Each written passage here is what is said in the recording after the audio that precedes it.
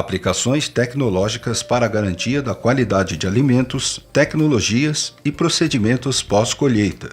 Módulo 3, Aula 1. Conteúdo desenvolvido pelo engenheiro agrônomo Gabriel Vicente Bittencourt de Almeida da Companhia de Entrepostos e Armazéns Gerais de São Paulo, CEAGESP. O objetivo desta aula será o de apresentar os princípios básicos da fisiologia e tecnologia pós-colheita de frutas e hortaliças e suas implicações na melhoria do manejo destes produtos nas centrais de abastecimento ou CEASAs. A fisiologia é a ciência que estuda as funções e o funcionamento dos seres vivos inteiros ou de suas partes, como sistemas, órgãos, tecidos e células.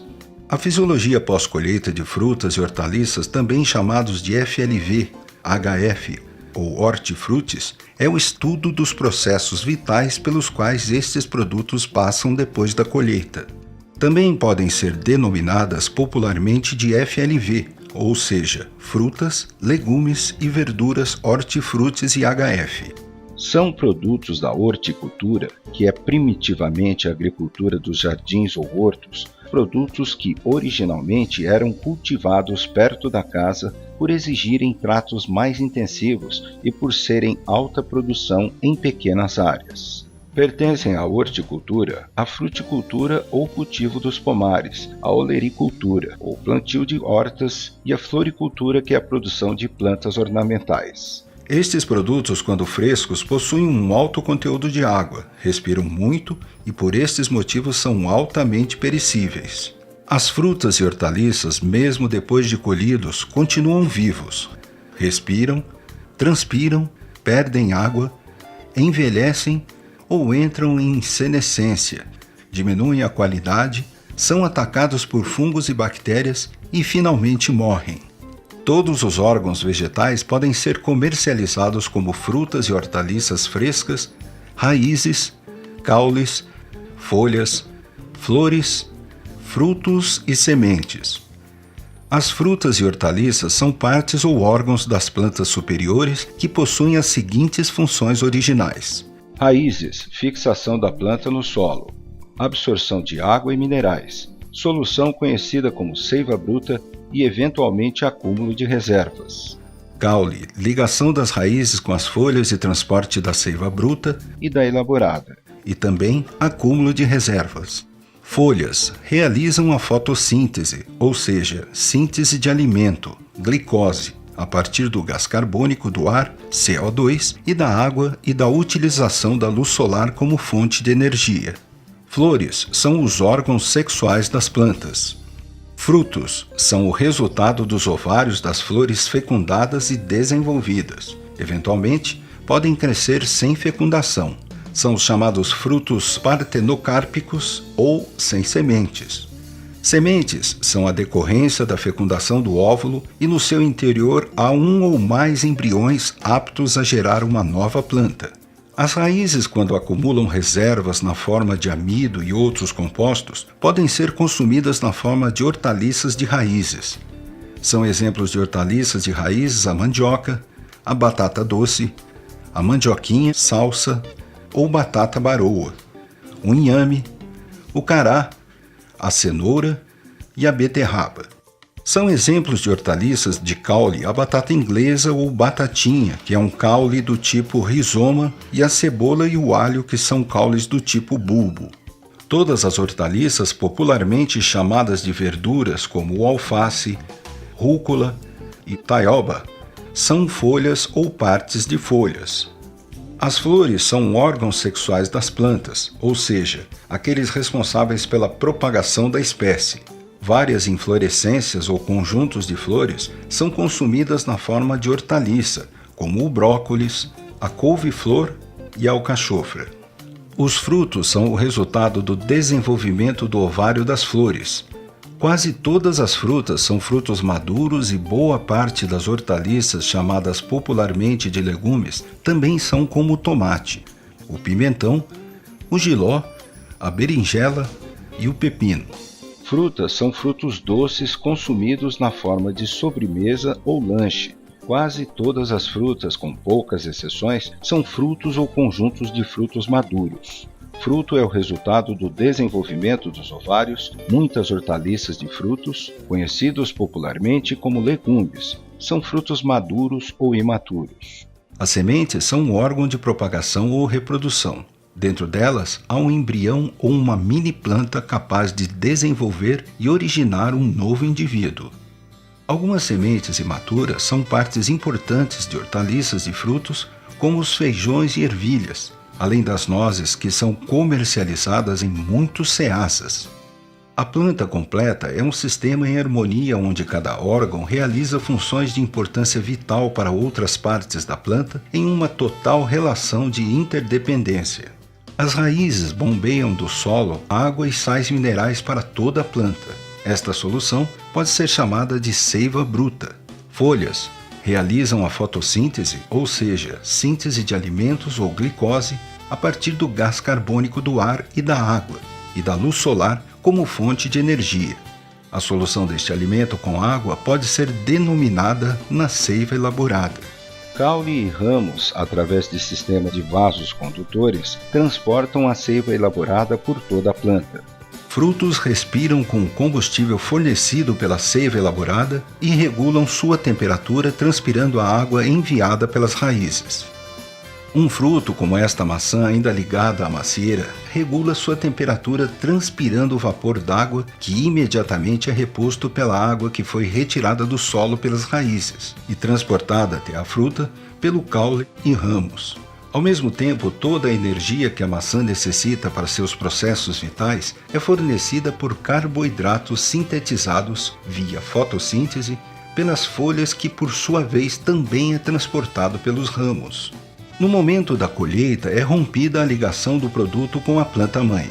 A partir do momento que é colhido, o produto não receberá mais água, antes enviada pelas raízes, e alimento ou combustível para a vida, que era sintetizado e mandado pelas folhas ou outras partes verdes. Como o produto é vivo, ele continuará respirando e transpirando, ou seja, queimando reservas e perdendo água. Conforme as reservas forem se esgotando, o produto entrará em senescência, o que significa envelhecer e perder a qualidade. A grosso modo, podemos imaginar o produto colhido como uma pessoa ou animal que estão proibidos de se alimentar ou em greve de fome. Um gordinho deitado no ar-condicionado tende a sobreviver por mais tempo que um indivíduo esquálido, correndo sob o sol do meio-dia, queimando rapidamente suas poucas reservas. Pela mesma analogia, a durabilidade pós-colheita de um produto depende do balanço entre o volume de reservas e a velocidade ou ritmo de respiração ou queima de reservas. Por isto, a abóbora seca possui uma durabilidade muito maior que um morango ou uma framboesa. Toda a tecnologia de pós-colheita pode ser resumida em 2 pontos: fazer com que o produto respire mais lentamente, fazer com que o produto transpire o mínimo possível. As mais modernas tecnologias de pós-colheita nada podem fazer para melhorar a qualidade de um produto ruim. A qualidade é feita na roça ou no campo. As tecnologias de pós-colheita podem apenas fazer com que o produto se deteriore mais lentamente, algumas vezes muito mais devagar, mas não podem deter o processo de degradação. Transpiração é o processo pelos quais os vegetais vivos perdem água através dos estômatos presentes nas folhas, lenticelas, que são pequenas janelas na casca dos frutos, e pela cutícula, ou camada de cera que recobre os vegetais. As frutas e hortaliças possuem uma grande quantidade de água na sua composição. Aproximadamente, a água participa de 85 a 98% da composição de frutas e hortaliças. Uma pequena perda de água pode significar um grande prejuízo na aparência e na perda total do valor econômico. As figuras da esquerda esquematizam a perda d'água na forma de vapor pelos estômatos presentes nas folhas. As figuras da direita mostram a perda de vapor d'água pelas lenticelas presentes nos frutos. Ocorre principalmente pela diferença entre a pressão de vapor interna do produto e a do ar. Quanto mais baixa for a umidade relativa do ar, mais negativa é a pressão externa e maior facilidade do produto perder água. O aumento da temperatura do ar causa diminuição da umidade relativa, já que no ar quente cabe mais vapor de água que no ar frio. Por isso é bem mais fácil uma roupa no varal secar em um dia seco e ensolarado do que em um dia chuvoso, e para isto não importa que o varal esteja coberto. O mecanismo é similar para frutas e hortaliças. Nós podemos diminuir a transpiração através de algumas medidas. Através do aumento artificial da umidade do ar, como o uso de ceras próprias para pós-colheita, método muito usado em frutas cítricas e manga. Através de embalagens especiais que usam películas plásticas de alta tecnologia. Em último caso, quando não houver outra alternativa, manter os produtos na sombra. O ideal para a maioria dos casos é uma umidade relativa entre 90% e 95%, ou seja, do total vapor de água que cabe no ar em determinada temperatura esteja preenchida com estes valores. Como nas câmaras frias existe a tendência que o ar fique com baixa umidade relativa pela perda de água decorrente do resfriamento, de maneira similar ao que ocorre nos aparelhos de ar-condicionado que pingam para o lado de fora, seria fundamental a instalação de umidificadores, como o mostrado na figura superior. A figura inferior mostra 2 limões Tahiti, um sem e outra com aplicação de cera de carnaúba. Para alguns frutos, como os cítricos e as mangas, a aplicação de cera é altamente eficaz para prevenir a perda d'água. A fotografia mostra uma nectarina armazenada na umidade relativa de 90% e outra na umidade relativa de 65%, e qual as respectivas aparências depois de algum tempo.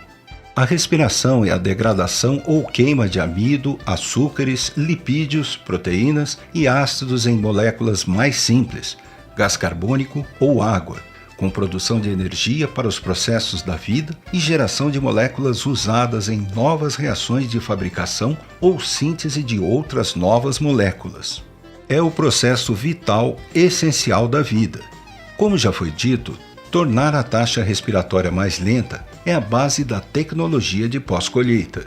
As maneiras mais eficientes para diminuir a taxa respiratória são o uso de baixas temperaturas e a diminuição do manuseio dos produtos e a minimização de danos e injúrias. Também podem ser usadas tecnologias mais complexas como as atmosferas controladas e modificadas. A taxa respiratória é medida em miligramas de gás carbônico, que é o produto final da respiração, emitidos por quilograma do produto em 1 hora. O quadro de Kader mostra as taxas respiratórias de importantes frutas e hortaliças. A lei de Van Hoff é uma das premissas da pós-colheita. Ela diz que a cada 10 graus Celsius a mais de variação na temperatura, o ritmo respiratório aumenta de 2 a 3 vezes. Portanto, ao menos teoricamente, a degradação se acelera de 2 a 3 vezes. O gráfico mostra a durabilidade do agrião armazenado sob diferentes temperaturas. Enquanto a 0 graus Celsius se pode conseguir uma vida pós-colheita de 15 dias, a 30 graus Celsius a durabilidade é de apenas 1 dia. O gráfico demonstra como o ritmo respiratório de alguns produtos cresce juntamente com o aumento da temperatura. O quadro mostra como a atividade respiratória de importantes produtos cresce com o aumento da temperatura para alguns produtos. Pode-se chegar à conclusão que basta resfriar os produtos a temperaturas próximas a 0 graus Celsius para se ter mais durabilidade na pós-colheita. No entanto, não é tão simples. Os produtos tropicais, ou seja, aqueles originários de regiões quentes, são tão bem demonstrados pelos adornos de cabeça da Carmen Miranda, via de regra são sensíveis a baixas temperaturas e apresentam distúrbios quando armazenados nestas condições. Frutas temperadas devem ser conservadas entre 1 e 2 graus Celsius. Exemplos são a maçã, pera, pêssego, ameixa. Frutas subtropicais, como citros e abacate, entre 5 e 7 graus Celsius. Frutas tropicais, como abacaxi, mamão, manga, acima de 12 graus Celsius. Banana e anonáceas, como a pinha e a temoia, são ainda mais sensíveis e devem ser armazenadas acima de 15 graus Celsius.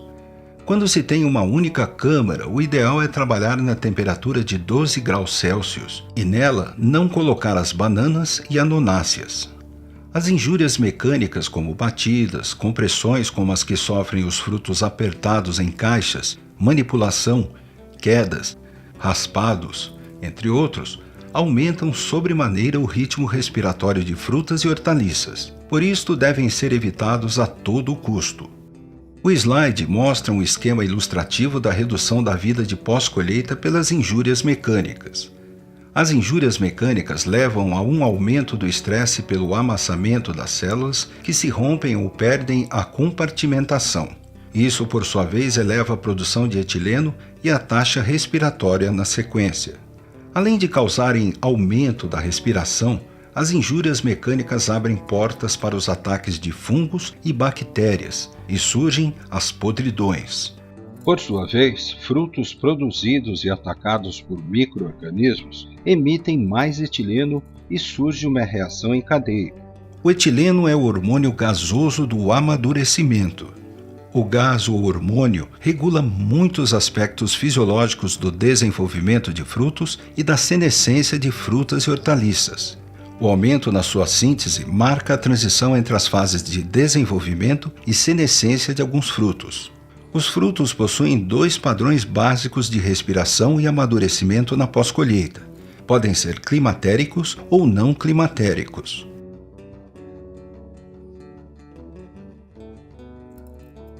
O climatério é o período de desenvolvimento de um fruto caracterizado por uma série de alterações bioquímicas associadas ao aumento da atividade respiratória e da produção de etileno. Os frutos climatéricos possuem um aumento rápido e acentuado na atividade respiratória e produção de etileno. Eles podem amadurecer na planta ou fora delas, desde que fisiologicamente maduros, ou seja, podem ser colhidos após a maturidade fisiológica. Exemplos de frutos climatéricos são o abacate, banana, maçã, mamão, manga, pêssego e o tomate. O gráfico ilustra a síntese de etileno e o ritmo respiratório dos frutos climatéricos, ou seja, aqueles capazes de amadurecer depois de colhidos. Os frutos não climatéricos possuem atividade respiratória declinante de forma constante após a colheita. Não são capazes de completar o processo de amadurecimento fora da planta-mãe. Devem ser colhidos ao final da maturação. Exemplos de frutos não climatéricos são o abacaxi, caju, frutas cítricas, morango e uva. O gráfico mostra o padrão respiratório dos frutos não climatéricos, ou seja, aqueles que não amadurecem fora do pé. Praticamente todas as hortaliças e os frutos colhidos imaturos, como a berinjela, pepino e quiabo, possuem padrão respiratório não climatérico. As exceções mais importantes são o tomate e os pimentões coloridos. Os verdes e roxos são frutos imaturos e são frutos climatéricos. Uma boa dica para quem quer se aprofundar em fisiologia e tecnologia de pós-colheita é o site da Universidade da Califórnia de Davis. Na seção Produce Fact Sheets podem ser encontradas as melhores recomendações de manutenção pós-colheita de vários produtos. Um dos melhores livros de pós-colheita é este clássico, que está disponível gratuitamente no Google Books e também possui versão em espanhol. Em português, o clássico é o Pós-colheita de frutas e hortaliças de Maria Isabel Fernandes Chitarra e Admilson Bosco Chitarra, editada pela Universidade Federal de Viçosa. Agradecimentos.